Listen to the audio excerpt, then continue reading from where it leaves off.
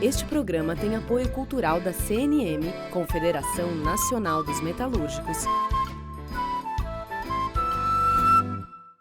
Está começando mais um Entrevistas no Café do Sindicato dos Bancários, no centro de São Paulo. Hoje nós vamos conversar com a ativista de direitos humanos, Mônica Benício. Mônica Benício, 33 anos, nascida e criada na favela da Maré, Rio de Janeiro. Ativista de direitos humanos, feminista lésbica e militante LGBT.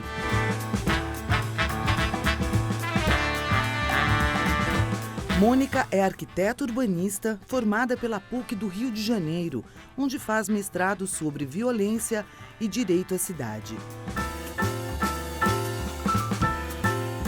Desde a execução de sua companheira Marielle Franco, em 14 de março de 2018, tem se dedicado à luta incansável por justiça nesse crime bárbaro e, assim, se tornou também referência internacional em defesa dos direitos humanos.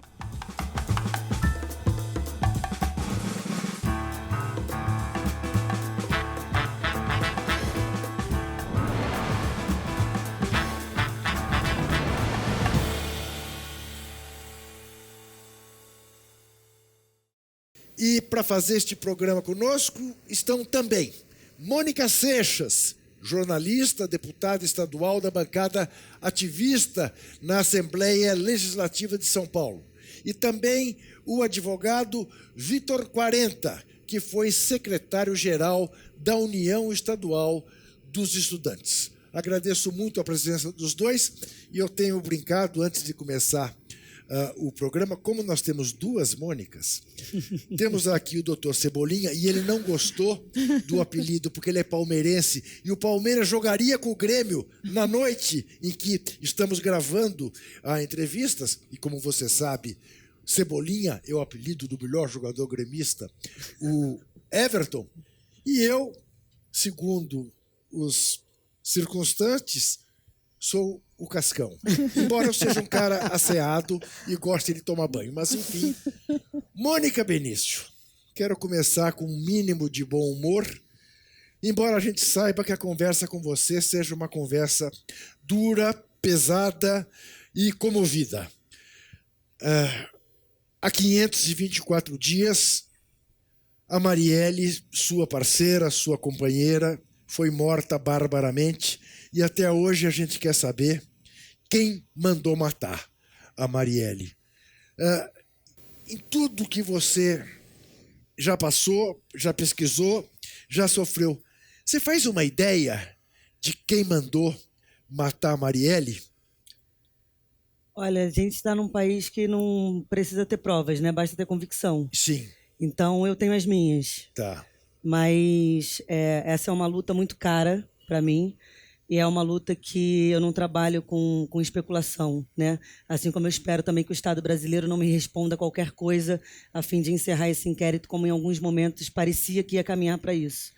Então, é uma luta que eu tenho muito comprometimento e quero que ela seja encerrada com a verdade e que as pessoas que fizeram isso sejam responsabilizadas pelo que fizeram.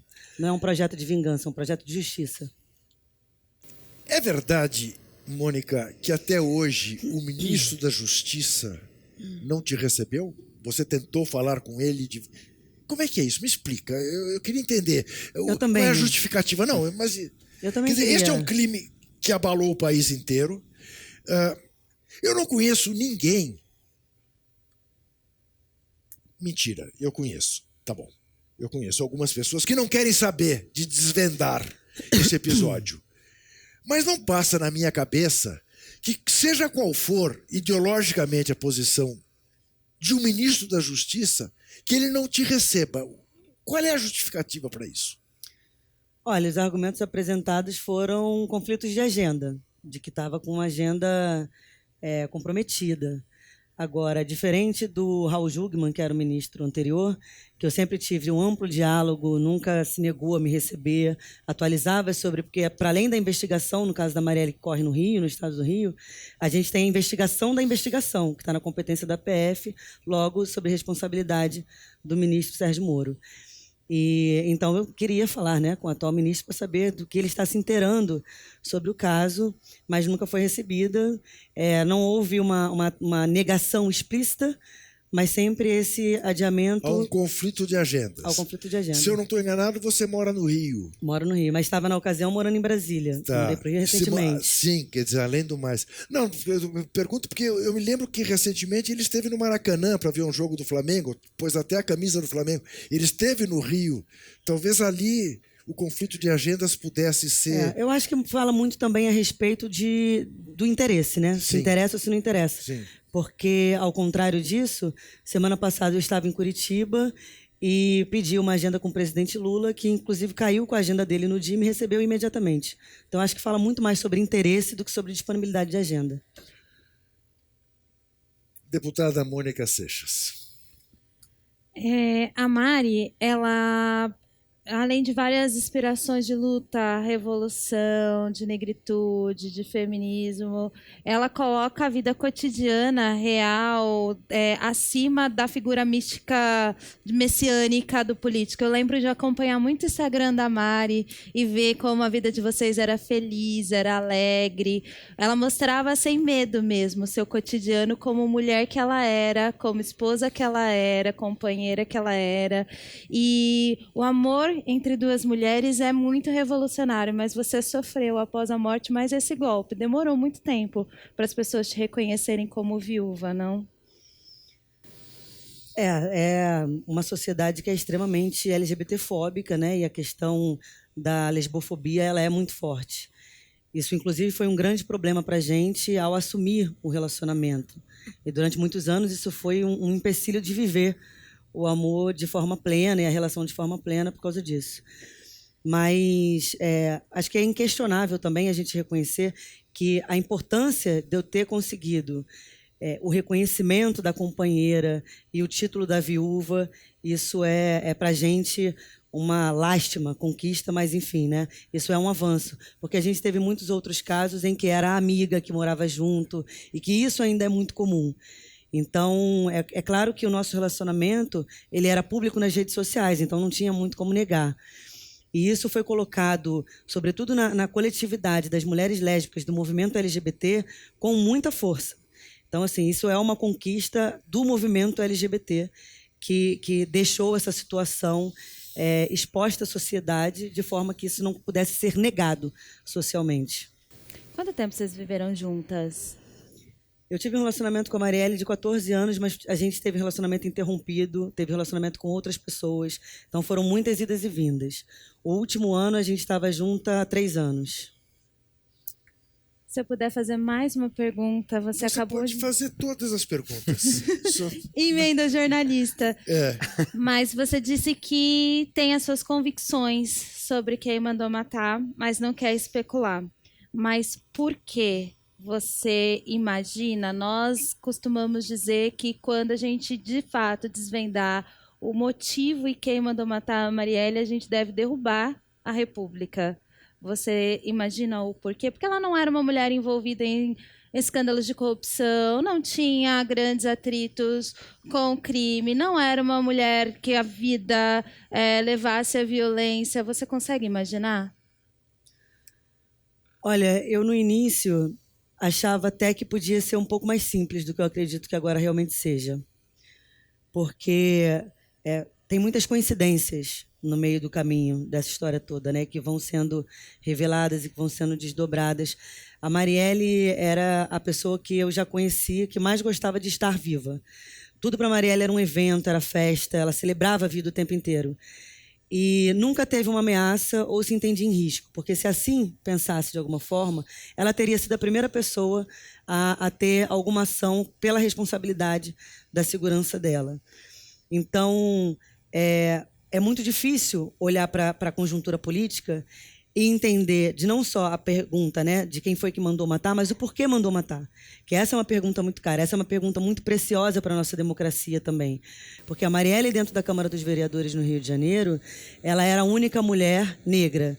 E o corpo dela, dentro daquele espaço de homens brancos, fundamentalistas, misóginos, o corpo dela por si só era uma afronta, ainda que ela fosse uma pessoa apática à política, e não era. Ela fazia uma política de enfrentamento, fazia uma política que era construída com afeto, com os movimentos sociais, um gabinete aberto às pessoas, para as pessoas poderem estar construindo isso de forma coletiva. Então, a pergunta importante também é: a quem interessava matar? A quem interessava que essa mulher não fizesse mais parte desse cenário político? O recado político ele é muito claro por trás disso, né? Ele diz que não quer o que o corpo da Marielle representava disputando os espaços de poder. Agora, a nossa resposta a isso tudo, ela também fala muito sobre um momento, porque a gente vive um momento de violência, um momento muito dramático na nossa política, mas é também um momento de esperança e de ressignificação de luta. O Lula falou uma coisa para mim no nosso encontro, que ele falou: nós nunca tivemos tantos motivos para lutar. E eu tenho pleno acordo com isso. E eu acho que a onda de violência e de truculência, ela aumenta cada vez mais pelo Estado, porque a gente também está no nosso momento de maior articulação e de maior resistência. E isso está ganhando amplitude também, assim como a truculência e essa onda desse governo fascista que a gente vem enfrentando.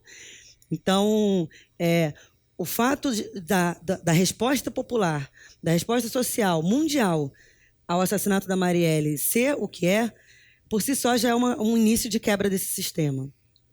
E acho que quando a resposta chegar para o final do inquérito, a gente consegue derrubar o resto. Doutor Vitor. Mônica, obviamente o assassinato da Marielle gerou uma comoção não só nacional, né, mas uma comoção global. Eu lembro com muita nitidez a marcha que aconteceu, por exemplo, aqui em São Paulo, na noite, quando as informações vieram ao público.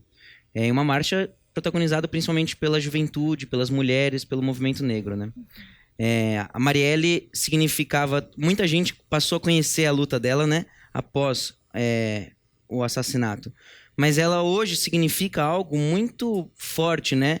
Principalmente para o movimento negro e para as mulheres, mas também para a juventude como um todo, né? E não só a juventude brasileira. Talvez seja algo parecido como foi a morte do Santo Dias para uma outra geração, né? Uma marca, né? Mas uma marca também de esperança, de luta. Mas eu queria saber, assim, especialmente, qual que era a mensagem que a Marielle tinha, enquanto vereadora, enquanto militante política, para a juventude no cotidiano, né?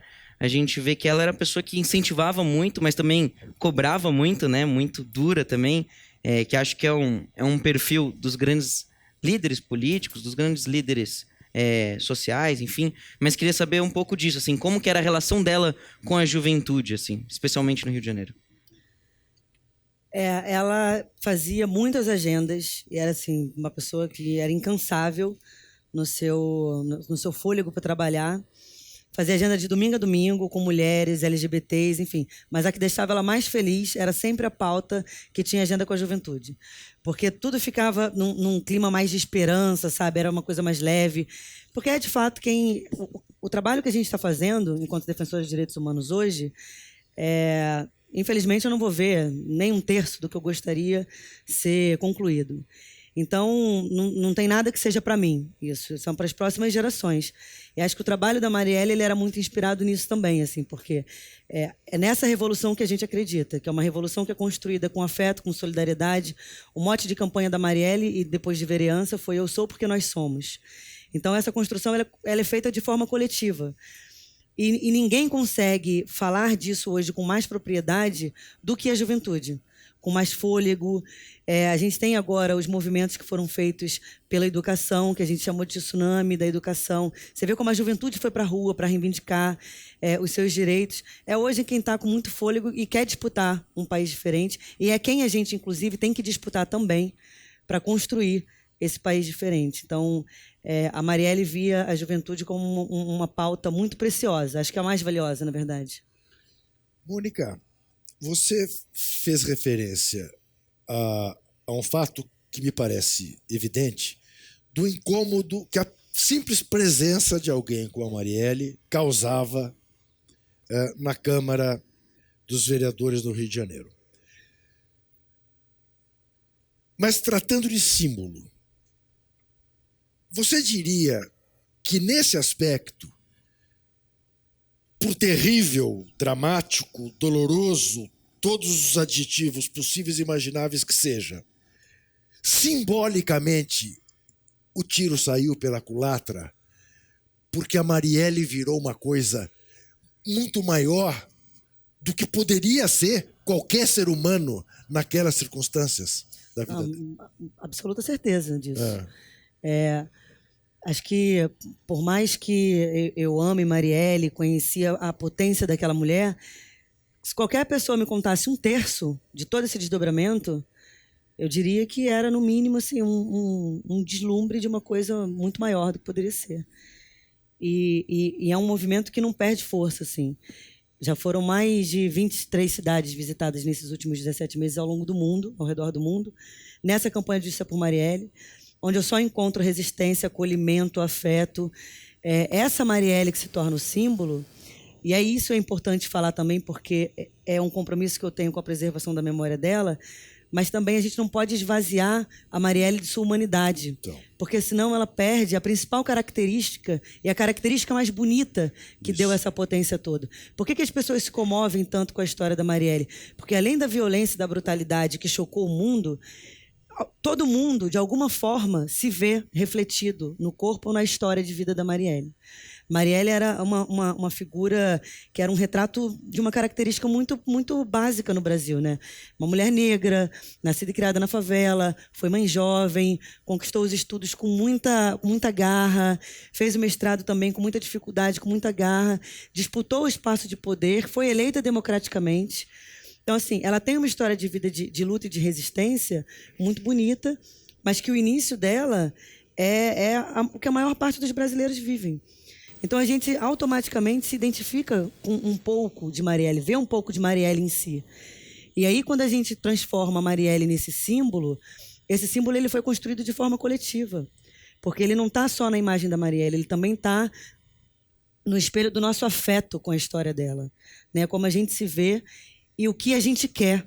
Isso eu acho que é o mais bonito no movimento que é de Justiça por Marielle, é porque as pessoas têm ainda fôlego para lutar por isso, porque quando olharam e foram conhecer a luta dela, falaram, essa mulher não estava fazendo nada de errado. Ela estava lutando para construir uma sociedade mais justa e mais igualitária. Isso eu também quero. Então é importante que a imagem dela não seja esvaziada da sua humanidade e que a gente também não deixe...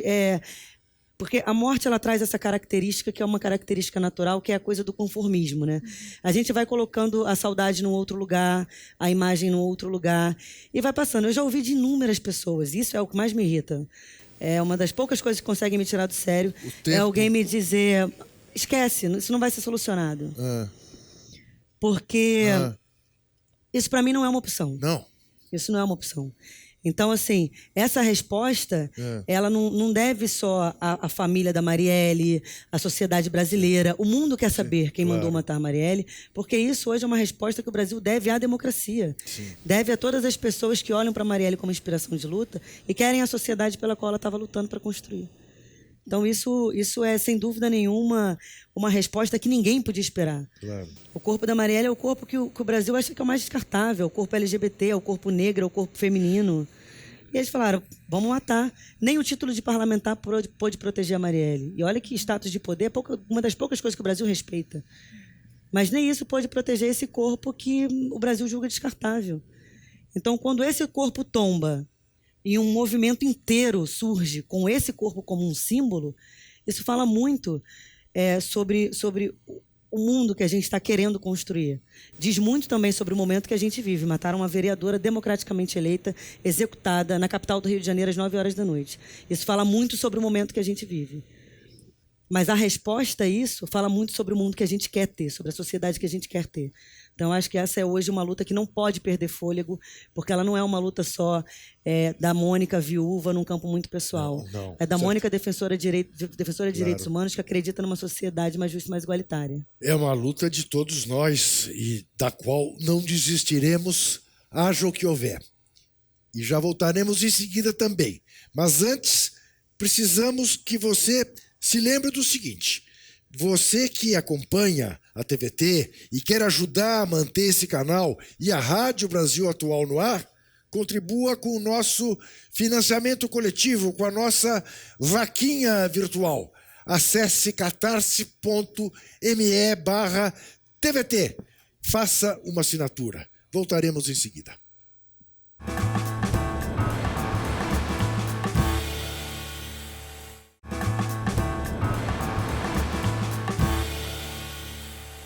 Voltamos ao Café do Sindicato dos Bancários no centro de São Paulo com o programa Entrevistas, conversando com Mônica Benício. Mônica, você é cria da Maré, do Morro da Maré. Favela da Maré. Da Favela da Maré. Só uma parte da Maré é morro, o resto é plano. Tá certo. 130 mil pessoas, é isso? Aproximadamente 140 mil habitantes. Absoluta carência de tudo. Ali nasce a militante, ali forma-se uma militante como você, como a Marielle, em função das carências do lugar? Ali forma militantes que querem construir uma sociedade mais justa e mais igualitária, que quer fazer uma disputa de direito à cidade, porque a cidade tem que ser para todo mundo, não pode ser segregada da forma como é, porque a cidade que a gente tem hoje no Rio de Janeiro é uma cidade que é absolutamente partida, onde a gente sabe onde se tem sensação de segurança e onde não tem, onde se pode transitar com segurança onde não pode, e às vezes até não tem o direito de transitar. Então, eu começo a minha militância como defensora de direitos humanos, eu tenho 17 anos de idade, estava num pré-vestibular e frequentava muito parte da região da Zona Sul, que é a região economicamente mais abastecida no Rio, e comecei a entender que eu tinha que disputar aquela cidade ali também, que aquela cidade que funcionava tinha que ser para todo mundo. Embora eu ache o espaço da favela um espaço cultural riquíssimo, acho maravilhoso. A maior parte da minha família mora lá ainda. É um espaço onde estão as minhas redes de afeto, é um espaço para onde eu gosto de voltar quando quero me fortalecer. Mas hoje o que a gente tem de política no Rio de Janeiro transforma esse espaço num espaço de muita violência. Mônica. Sabe que durante a eleição de 2018, a Folha me perguntou o que era renovação política, porque eu estou num movimento de renovação, sou de mandato coletivo e etc. e tal. E eu disse que renovação política seria vingar a Marielle na urna, muito menos do que pela tag que às vezes tentam fazer virar o nome de Marielle, mas mais pelo que significa, que é colocar o povo no poder, os de baixo no poder, gente comum no poder, os pobres no poder, nós, mulheres negras, mães periféricas, para falar das nossas próprias vidas e tal.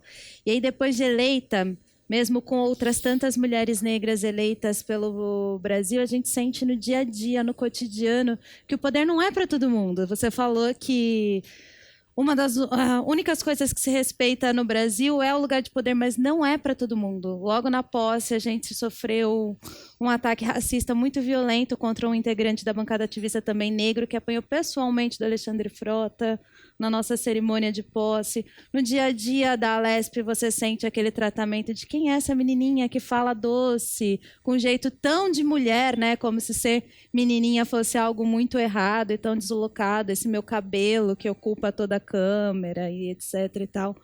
Como era o dia a dia de vocês? Acho que a Marielle, bem antes de mim, porque eu ainda estou numa zona de conforto que estou cercada, eu tenho 3 outras mulheres negras ali na Assembleia Legislativa junto comigo, tem outras tantas em outras Assembleias Legislativas, agora ainda pouco, uma minoria, mas pelo menos não estou só. E Marielle, como é que era o dia a dia cotidiano? Olha, difícil. Aquele espaço, ele simbolicamente é um espaço de muita violência, né? Então, você imagina porque é uma mulher que fazia questão de falar com os trejeitos, afirmando o seu lugar de fala, que vem da favela, a sua negritude, que tinha um relacionamento público ali dentro. Então, todos os motivos para sofrer um preconceito, né? Todas as pautas que a sociedade preconceituosa ataca estavam ali, na vida cotidiana da Marielle, no corpo da Marielle. Então, não era fácil, assim.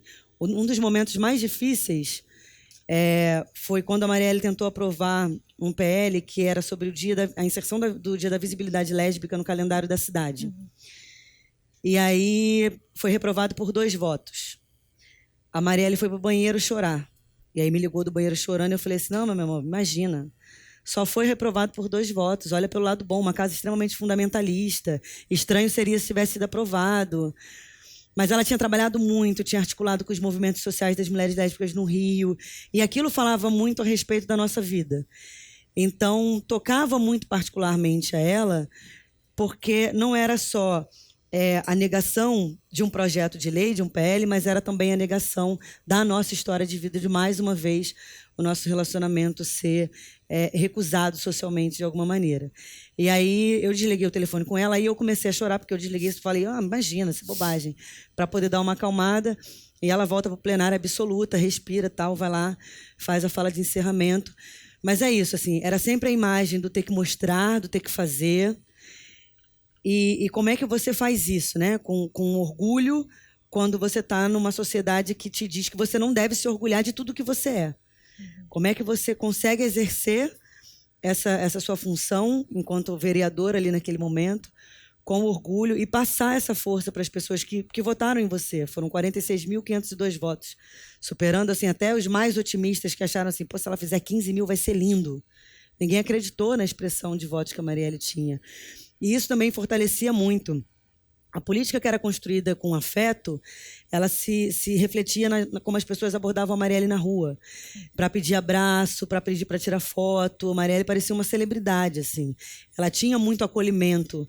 Então, isso era uma coisa que eu gostava muito de trazer para ela o tempo inteiro. Assim, você não está sozinha. Porque tinha os dias difíceis, e eram quase todos, que tinha plenário.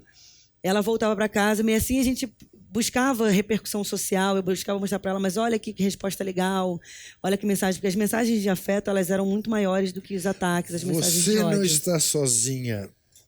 Você, depois da morte de Marielle, em algum momento se sentiu sozinha? No início, muito, Tá. sim, mas falava a respeito de uma dor muito particular. Sim.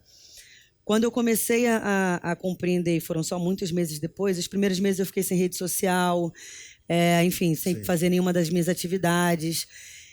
E aí eu tinha, inclusive, o que eu comecei a chamar de Liga das Babás.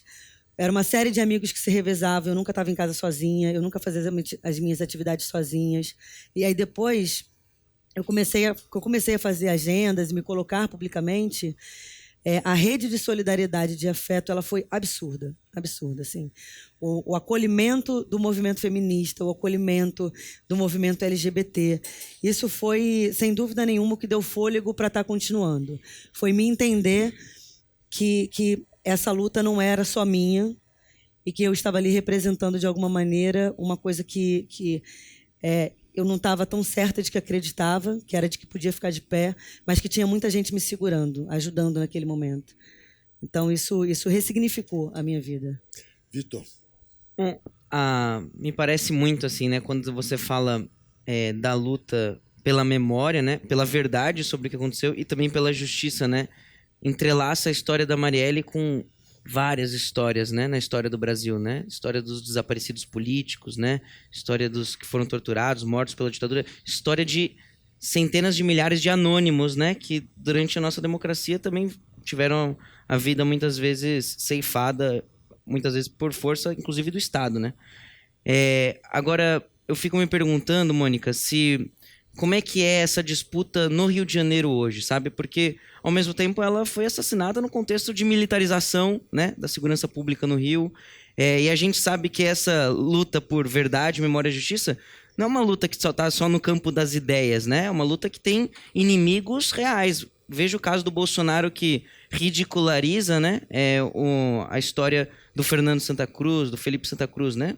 Isso é uma coisa que tem... Não é uma abstração, né? É uma coisa muito concreta.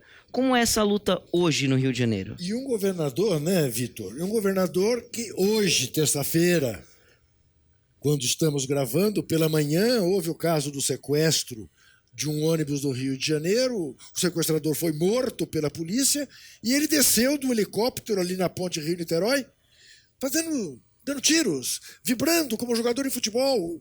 Havia uma morte, havia um... A conjuntura política no Brasil é muito dramática, mas o Rio de Janeiro... Se as nossas expectativas já eram baixas, o Rio de Janeiro conseguiu superar tudo, né? Porque é esse governador que a gente tem, é um governador que fala que a política de segurança pública está funcionando, mas um jovem recebe um tiro de bala perdida e é morto num ponto de ônibus enquanto esperava o ônibus.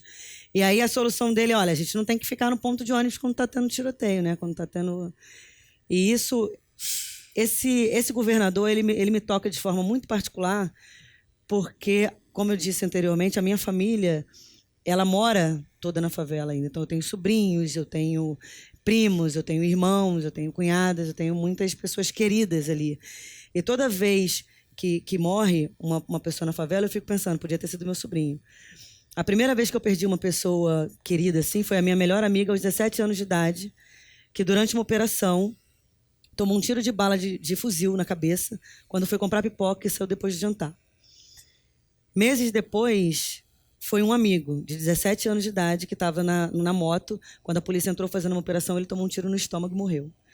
Então, assim, esse tipo de violência é uma violência que ela é cotidiana dentro da favela.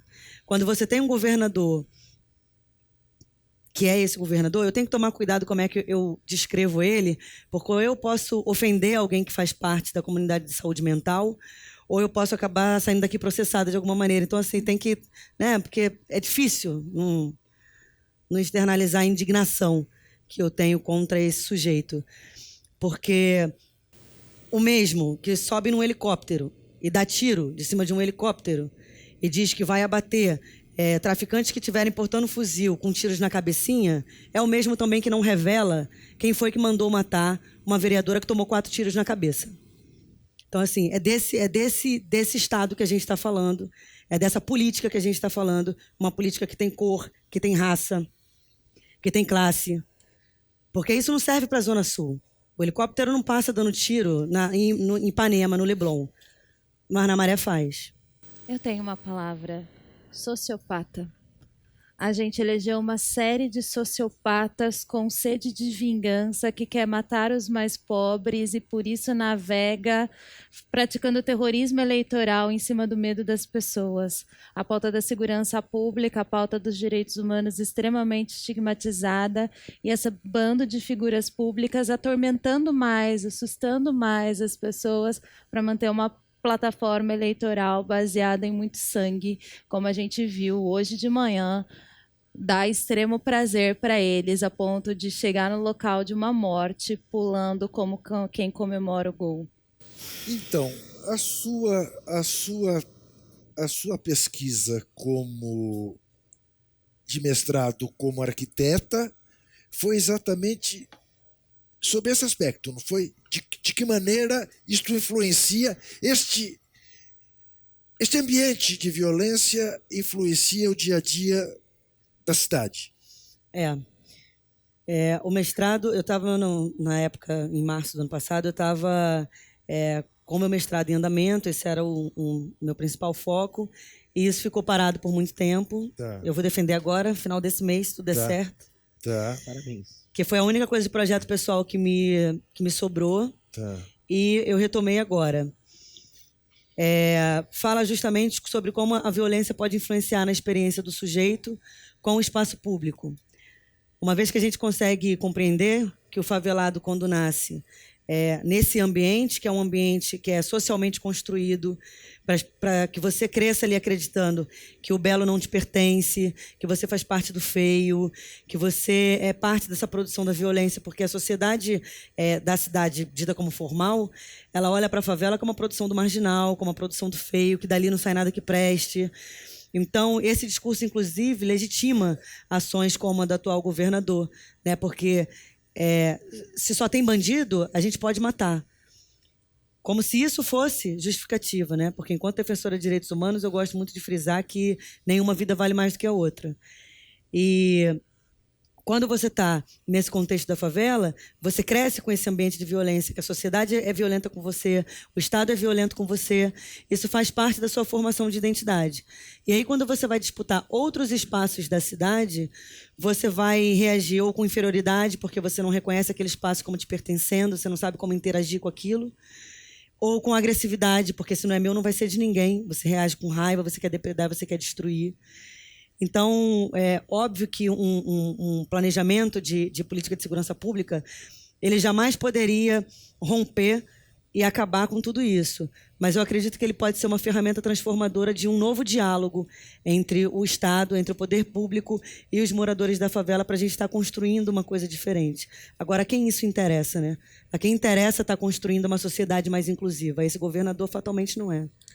Nesse particular, Mônica, em que medida você acha que a militarização da nossa polícia não colabora rigorosamente em nada para que isso seja posto em prática?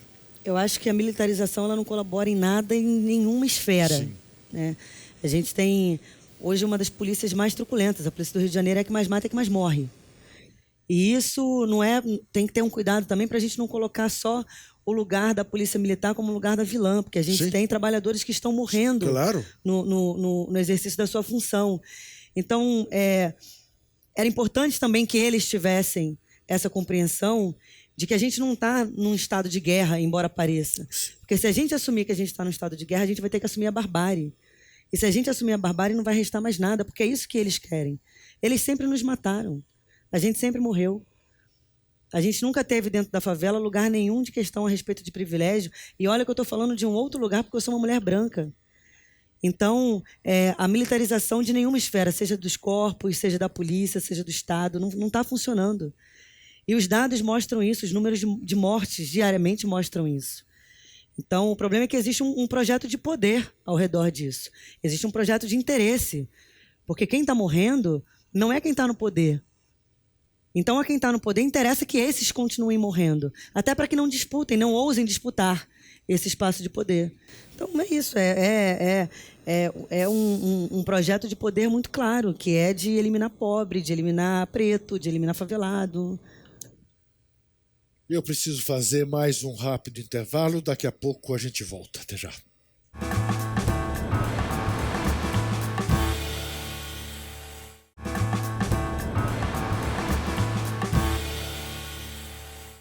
Estamos de volta ao Café do Sindicato dos Bancários, no centro de São Paulo, com o programa Entrevistas, recebendo a ativista de direitos humanos, militante LGBT, viúva de Marielle Franco, Mônica Benício. Mônica Seixas, deputada Mônica Seixas. A gente estava falando um pouco sobre segurança pública antes do intervalo, e você falou que nós, defensores de direitos humanos, eu também me reivindico, nós achamos que nenhum ser humano é maior ou que nenhuma vida importa mais do que a outra. E acho que é importante também a gente desfazer essa falsa dicotomia que nós somos contra o trabalhador, servidor público, que está amando de um trabalho ingrato, de uma guerra que não precisava existir, que é o policial militar. Eu acho que as mães, sobretudo as mães pobres, elas estão unidas pela dor. Elas choram a morte do seu filho favelado, do seu filho negro e a morte do seu filho policial, morto em nome de uma guerra. Um tweet muito famoso da Marielle também, uma guerra que precisa acabar antes que mate mais um monte de gente. É sobre essa guerra exatamente, a razão dela, que a gente precisa falar quando a gente quer falar de fato de uma segurança pública, que é o direito de ir e vir, etc., de todos. E era esse adendo que eu queria fazer. Mas sobre o direito de ir e vir, acho que a gente precisa humanizar mais, não só a figura da Marielle, mas a figura de nossas mulheres fortes, combativas, que estão aí na linha de frente da luta. Então, eu queria só perguntar como é que você está, e se você se sente segura de ir e vir, como é que você está vivendo esse momento? Essa é uma pergunta que eu estou evitando até na terapia, então vamos com calma. Desculpa. Não, imagina. Só queria fazer uma observação na sua fala inicial, porque quando a gente fala de defensores de direitos humanos, aí você acha muito assertiva que a gente tem que mostrar o lado, o que é para... existe no Brasil a imagem a tentativa de criminalização do defensor de direitos humanos, né? E aí a gente tem aí esse presidente que não me deixa mentir nas inúmeras declarações que dá. Isso também é um projeto de poder. É interessante que o Brasil criminalize os defensores de direitos humanos, porque a gente está disputando uma sociedade que não está falando com esse governo. Então, a gente tem que deixar claro, né, que quando a gente diz que não tem que hierarquizar a vida, também não tem que hierarquizar a dor. a mãe do policial ou a mãe do traficante, ambas perderam um filho, né? Independente se um estava no ofício de sua profissão, ali, enfim, né, que foi colocado, e o outro que as circunstâncias o levaram, e aí que a gente criminaliza também falando, mas tinha opções, fez porque quis. O debate é muito mais complexo do que isso. E o fato de o debate de ser muito mais complexo do que isso não quer dizer que a gente esteja defendendo que assim seja, que isso seja uma única opção. Mas, enfim, é para que as pessoas tenham a sensibilidade de que o debate não é raso, tal como parece de ser defensora de bandido ou não ser defensora de bandido. Então, isso é uma sensibilidade. Agora, eu, enquanto mulher lésbica na cidade do Rio de Janeiro, no Brasil, não consigo me sentir segura de forma nenhuma.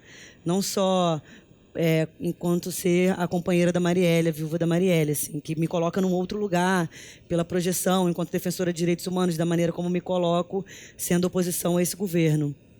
Agora, nenhuma mulher hoje no Brasil, com essa política de ódio contra as mulheres que o governo faz, pode conseguir se sentir segura. No Rio de Janeiro, muito menos. Se for uma mulher negra, muito menos. Se for uma mulher negra lésbica, aí quebramos o sistema. Então, é muito doloroso, né? Você ter que lidar com todas essas dores pessoais e ainda fazer um enfrentamento social, ainda fazer um debate político de que isso tem que ser desconstruído. Agora, no campo pessoal, não tem um dia que seja um dia bom. Agora, todos os dias são dias de resistência, mas já eram também, né? Por ser esse corpo político da mulher lésbica que transita pela cidade. Mas era num ambiente, como você conta, em função da Marielle ser da forma como era, momentos felizes, Muito. de riso, de alegria, de curtição da vida, de acreditar no amanhã.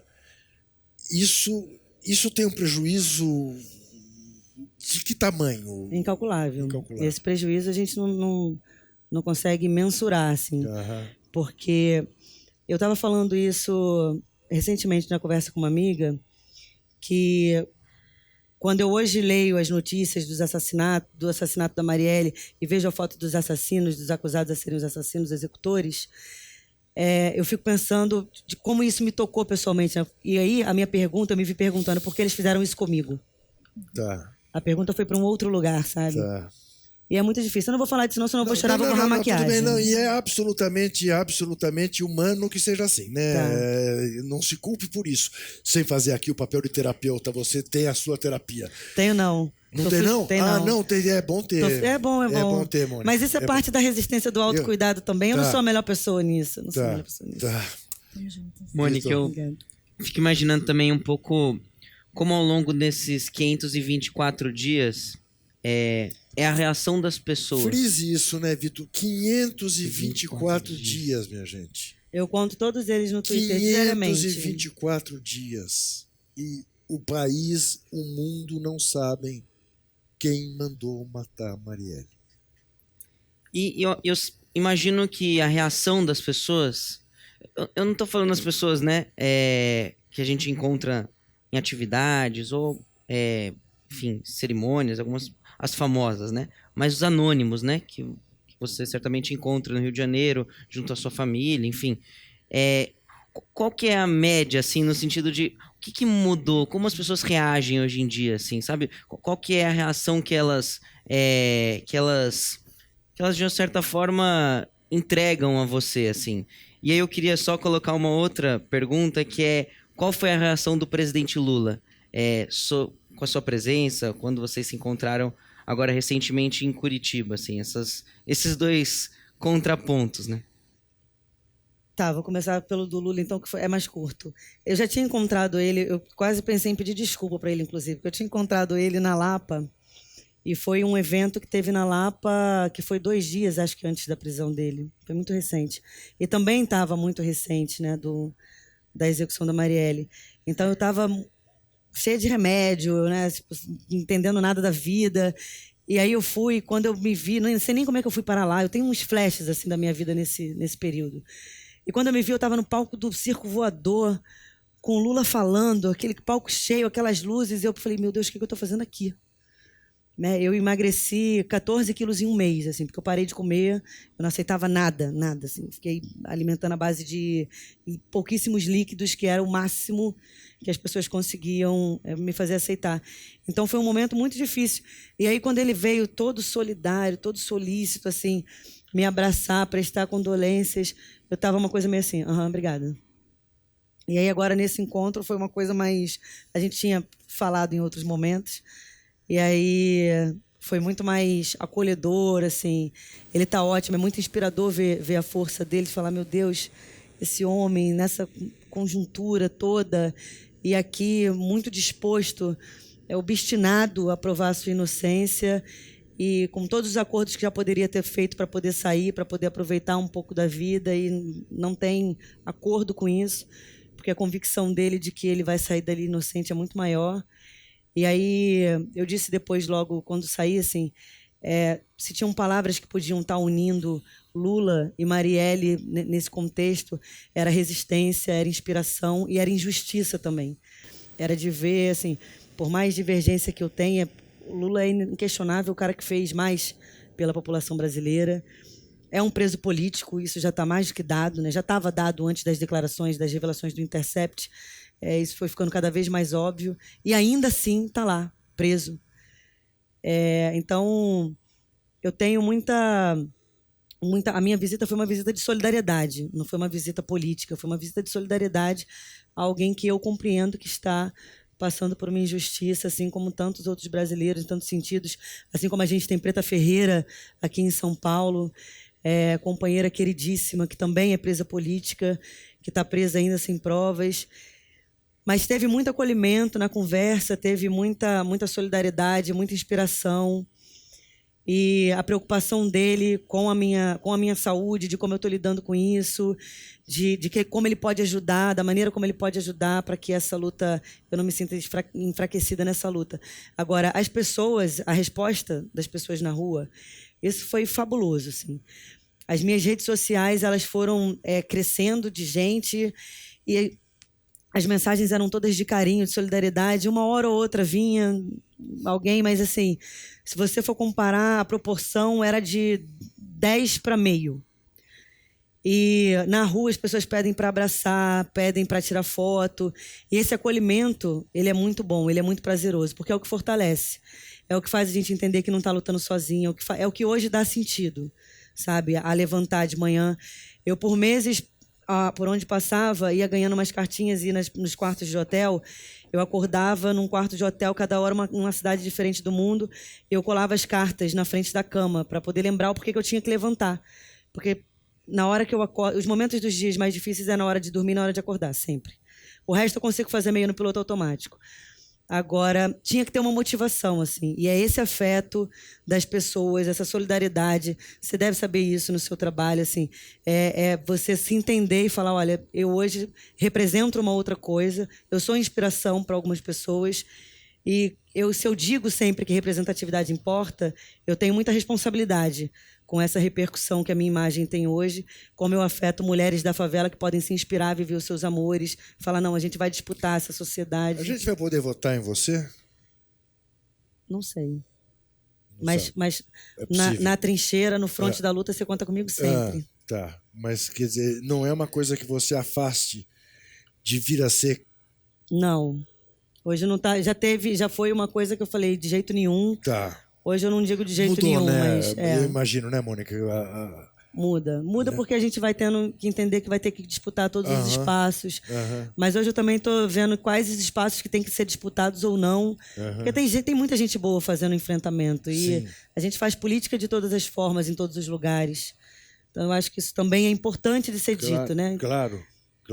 Não é uma coisa que eu afaste, mas não é algo que está no meu objetivo nesse momento. Agora, se você tivesse que qualificar, dá uma nota de 1 a 10 para a democracia brasileira hoje, que nota você daria, Mônica? Para a democracia? É a democracia. Democracia que você vive no Rio, que você vive em Brasília, que você vive em todos os rincões da pátria. Olha, eu acho que para a democracia em si, eu daria nota 10. Porque, de alguma maneira, a gente tem um lampejo de esperança que isso aqui ainda seja um regime democrático. E acho que essa esperança tem que ser fomentada, ela tem que ser mantida, porque senão a gente vai entregar o jogo. Ninguém está aqui para entregar jogo nenhum. Agora... Aqui é Corinthians, sabe, né? Acompanhei o debate nos bastidores. Sim. O debate caloroso nos bastidores. Agora, para o sistema que a gente tem hoje, para o governo que a gente tem hoje, que se diz democrático, para essa democracia desse governo, eu daria -1. Tá. Porque esse governo nada tem de democrático. A gente está num governo neofascista. Você é capaz de parar para pensar onde é que nós erramos de permitir que as coisas chegassem a esse ponto? Essa figura em Brasília, essa outra no Rio de Janeiro, a que temos aqui em São Paulo, que é tudo... São horrores diferentes, mas são horrores. Da despolitização, do obscurantismo. O que aconteceu que a gente permitiu que as coisas chegassem a esse ponto? O Lula citou Mia Couto na nossa conversa e eu fiquei muito impactada com a frase porque, como arquiteta, eu desenho tudo na cabeça, né? Eu vou falando e a narrativa vai se montando na minha cabeça. E ele disse, em tempos de ódio, as pessoas se escondem dentro do monstro. Isto. E como é que a gente tem o atual presidente? Como é que ele chega no poder? Primeiro por razões ilícitas, né? Que teve aí, tá posto. Mas, para além disso, ele chega fazendo o que é o mais fácil, que é a política de ódio. É fácil você fazer política de ódio, porque você tem que convencer o outro com uma coisa muito simples, que a culpa não é sua, que tá tudo ruim porque a culpa não é sua. Se a culpa não é sua, a culpa é do outro. Se a culpa é do outro, o problema é do outro que está tudo assim. Então, fazer política baseada no ódio é muito fácil. E a gente tem duas figuras, tanto o governador do Rio de Janeiro quanto o presidente da República, não deveriam ter passado de uma piada de mau gosto. O presidente estava quase 30 anos no parlamento falando as maiores atrocidades, só era conhecido pelos seus discursos, que eram discursos de extrema violência, de repúdio, e a gente falhou. Porque a gente ficou rindo, achando que era um absurdo, assim como achava que Trump também poderia ser presidente. Ficou olhando e falando, nossa, esse cara nunca vai virar presidente da República. E demoramos muito para fazer uma mobilização séria, para fazer um debate sério com uma esquerda que tinha, sim, potência para poder chegar à presidência de novo, uma vez que a nossa presidenta sofreu um golpe com características misóginas, né? Porque, para além de tudo, a gente tem... Quero ver como é que os professores de história vão explicar o Brasil na última década. Assim. Eu, sinceramente, não gostaria de ser professora de história. Agora... Falhamos nisso, acho que a gente falhou porque a gente não se articulou, porque a gente subestimou. O governador do Rio de Janeiro, eu sou carioca, estou ali num debate político diário e nunca tinha ouvido falar desse homem. De onde esse homem surgiu? Ele surge do nada e se torna governador. E olha a postura disso. Nós vamos virar esse jogo, Mônica? Eu não estaria aqui se não acreditasse nisso. Tá. Eu também não. Que bom. Nem eu. Você? E você? Também não. Agora a gente tá no mesmo time, hein? É isso. Agora Tá eu gostei. Juntou um palmeirense aqui com um corintiano. A Mônica não gosta muito de futebol. E você? No campo eu só sei quem é a bola. Só sabe, mas pelo menos sabe quem é a então bola. a gente já formou dois times aqui. Os que gostam de futebol e os que só sabem quem é a bola no campo. Tá tudo certo. Saiba você que o futebol vai muito além da bola. Tá? Lá vem ele. Mas a gente depois conversa sobre isso, porque hoje, infelizmente, o nosso programa chegou ao fim. Eu quero agradecer muito vocês dois que abrilhantaram tanto essa nossa conversa. Mônica, quero te agradecer demais, quero te dizer o quanto eu admiro a tua coragem, o quanto você virou um exemplo para todos também de resistência. Tá? Não é fácil, eu sei que não é fácil. A solidariedade da gente está posta permanentemente. Que bom, sempre obrigada. pensando em você. Agradecer também aos nossos telespectadores, lembrar que tem entrevistas toda quinta-feira às 10 da noite, aqui na TVT de São Paulo, canal 44.1. No YouTube e ao vivo, a qualquer hora, em qualquer lugar do planeta. Para nos apoiar, acesse o endereço catarse.me/TVT. Até semana que vem e não se esqueça, desesperar jamais.